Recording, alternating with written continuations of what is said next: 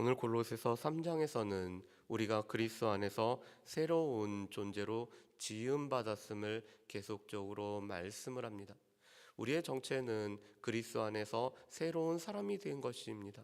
그렇다면 3장 18절부터 4장 1절까지는 그런 우리의 삶에서 가정에서는 어떻게 그러한 삶의 모습이 나타나야 되는지를 말씀한 것이 바로 3장 18절부터 4장 1절까지의 말씀입니다. 오늘 말씀은 우리가 그리스도 안에서 새 사람이기 때문에 그런 새 사람으로 우리가 가정에서는 어떻게 살아가야 되는지를 말씀하는 바입니다. 그런데 오늘 18절부터 4장 1절까지를 보면은 먼저는 약자들에게 권면하는 말씀을 보여주고 있습니다. 부부에서도 상대적으로 약한 자인 아내에게 먼저 말씀하시고, 또한 부모와 자녀 가운데서도 상대적으로 약한 자녀들에게 말씀하고, 또한 상정과 종의 관계에 있어서도 더 약한 종에게 먼저 말씀하는 방향으로 오늘 말씀이 전해지고 있습니다. 그런데 오늘 18절 말씀에 보면은 아내들에게는 이렇게 권면을 하시고 있죠. 아내들아 남편에게 복종하라, 이는 주 안에서 마땅하니라라고 말씀을 하고 있습니다. 오늘 아내들은 남편에게 복종하는 것이 삶의 원리로서, 관계에서의 원리로서 우리에게 주어지고 있습니다. 특별히 오늘 18절 말씀에 보면은 이 주 안에서 마땅한 바라고 말씀을 하고 있습니다. 그렇다면 왜 아내들은 남편에게 복종을 할까요? 이것은 하나님께서 세우신 창조의 질서이기 때문에, 하나님께서는 남편을 아내의 머리로 두심이 그리스도를 교회의 머리에 두심과 같기 때문에 아내들은 남편에게 복종해야 되고, 이것은 주 안에서 마땅한 것이라고 말씀을 하고 있습니다. 그래서 오늘 말씀과 늘 같이 나오는 말씀이 에베소서 5장 말씀에 보면은 이 아내들과 남편 그리고 자녀들과 부모에 관련돼서도 동일한 말씀이 주어지고 있는 것을 보게 됩니다. 그런데 그 말씀에서도 이 교회가 그리스도에게 복종하듯이 아내들은 남편에게 복종할 것을 말씀을 하고 있습니다.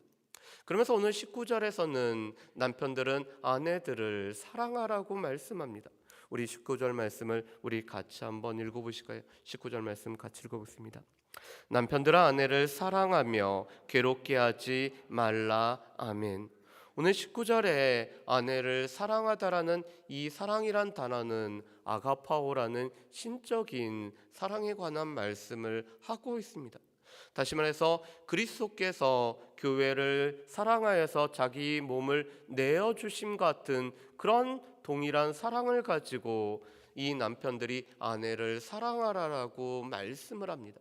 이런 적극적인 명령과 더불어서 아내를 괴롭게 하지 말라라고 하는 말씀을 하고 있습니다. 왜냐하면 오늘 당시 이 바울이 살고 있던 당시에서는 이 남편들이 아내보다 주된 위치에 있었기 때문에 오늘 남편들의 독재적인 억압으로 인해서 아내들을 삶에서 여러 방면으로 괴롭히는 일들이 있었습니다. 그런데 그것을 해서는 안 된다라고 말씀합니다. 아내를 괴롭게 하는 것이 아니라 오늘 그리스도께서 교회를 사랑하는 동일한 사랑을 가지고 남편들은 아내를 사랑하라고 말씀을 하고 있습니다. 그래서 이 복종과 사랑이란 것이 오늘 부부 사이에서 이루어져야 되는 마땅한 그 삶의 태도의 모습이고 관계의 모습임을 말씀을 하고 있습니다. 그러면서 오늘 20절과 21절은 부모와 자녀에게 주고 있습니다. 우리 20절과 21절 말씀을 같이 읽어보겠습니다. 자녀들아 모든 일에 부모에게 순종하라. 이는 주 안에서 기쁘게 하는 것이니라. 아비들아 너희 자녀를 노엽게 하지 말지니 낙심할까 함이라. 아멘. 오늘 자녀들은 모든 일에 부모에게 순종하는 것이고 이것은 주 안에서 기쁘게 하는 것이라고 말씀합니다. 우리의 삶에서 우리가 그리스도 안에서 새 사람이 되었기 때문에 우리의 삶의 자세는 주 안에서 주를 기쁘시게 하는 삶인데, 자녀들은 부모에게 순종하는 것이 주 안에서 주를 기쁘시게 하는 것이라고 말씀을 하고 있습니다. 반면에 오늘 이 아비들은, 부모들은 자녀를 오늘 노엽게 하지 말고 그들을 낙심케 하지 말라라고 말씀합니다. 에베소서 5장에서는 주 안에서 주의 교훈과 훈계로 양육하라라고 말씀합니다. 우리가 주의 말씀을 가지고 주의 교훈으로 훈계하고 양육하는 것이 부모가 하는 일인데, 혹여나 부모의 감정으로 오늘 자녀를 대할 때 그들을 노엽게 함으로 말미암아 마음이 무너지게 되는, 낙심케 하는 일을 해서는 안 된다라고 말씀합니다. 왜냐하면 자녀는 하나님께서 우리에게 상급으로 주신 하나님의 선물이지 결코 부모의 소유가 아니기 때문에, 부모의 소유인 것처럼 자신의 마음대로, 자신의 그 감정대로 오늘 자녀를 양육해서는 안 된다라고 말씀을 하고 있습니다. 그런데 22절부터 4장 1절까지는 종과 상전에 관해서, 특별히 종들에 관한 말씀이 여러 번 기록되어 있습니다. 왜 부부와 또한 부모 자녀에 관해서는 한 절씩만 언급을 하고 있다가 왜 이렇게 많은 말씀을 할까요? 오늘 골로새서와 연관되는 성경 말씀이 빌레몬서입니다. 이 빌레몬의 노예였던 오네시모가 빌레몬을 떠나서 자유를 찾기 위해서 떠났다가 바울을 만나서 새로운 사람이 된 사람이 바로 이 오네시모였습니다. 그런데 골로새 교회가 이 사실을 알고 있었기 때문에 오늘 이 오네시모를 염두에 두고 오늘 종들에 관해서 여러 번 말씀을 하고 있습니다. 그런데 지금은 노예제도가 없기 때문에 바울 당시하고는 조금은 다르지만 이 우리가 고용인으로서의 우리의 모습을 말씀하는 것이 오늘 22절부터 25절까지의 말씀이라고 할 수가 있을 것입니다. 그런데 먼저는 22절에서는 이렇게 말씀합니다. 제가 22절 말씀 읽어보겠습니다. 종들아 모든 일에 육신의 상전들에게 순종하되 사람을 기쁘게 하는 자와 같이 눈가림으로 하지 말고 오직 주를 두려워하여 성실한 마음으로 하라. 아멘. 오늘 22절에 먼저 주시는 말씀은 하나님 앞에서의 우리의 삶이 되어야 된다고 말씀을 하고 있습니다. 그렇기 때문에 눈가림으로만, 오늘 이 육신의 상전들에게 순종할 때 사람을 기쁘게 하기 위해서 보이는 데서는 하지만 보이지는 않는 데서는 안 하는, 게으름을 피우는 이런 눈가림으로만 하는 것이 아니라 하나님을 두려워하는 마음으로 하나님 앞에서 오늘 육신의 상전을 섬기는 마음으로 오늘 모든 것을 행해야 됨을 말씀을 하고 있습니다. 또한 두 번째로는 그 일은 결과적으로는 죽게 향하진 일임을 말씀을 합니다. 그래서 23절에서는 이렇게 말씀하시죠. 무슨 일을 하든지 마음을 다하여 죽게 하듯 하고 사람에게 하듯 하지 말라. 이 육신의 상전에게 하고 있지만 이 모든 일들은 하나님께서 허락하신 일이기 때문에 이것은 죽게 하듯이 해야 됨을 말씀을 하고 있습니다. 하나님 앞에서 오늘 하나님을 두려워하는 마음으로 하는 것이 첫 번째 자세라면은, 오늘 모든 일은 주님부터 받은 것이기 때문에 죽게 하듯 하라는 것이 두 번째의 마음인 것을 말씀을 하고 있습니다.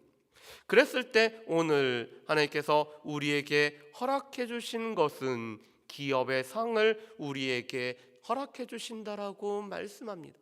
그런데 보통 이 기업은 자녀에게 주는 것이었습니다. 오늘 육신의 상전도 육신의 자녀에게 그 기업을 주게 됩니다. 그런데 오늘 하나님 앞에서 죽게 하듯 할 때 하나님께서 우리에게 기업을 허락해 주신다라고 말씀을 하고 있습니다. 왜냐하면 하나님께서는 이 모든 것을 우리에게 행한 대로 갚아주시는 분이 하나님이시기 때문에, 하나님의 갚아주심이 있기 때문에 우리가 죽게 하듯 해야 된다라고 말씀합니다.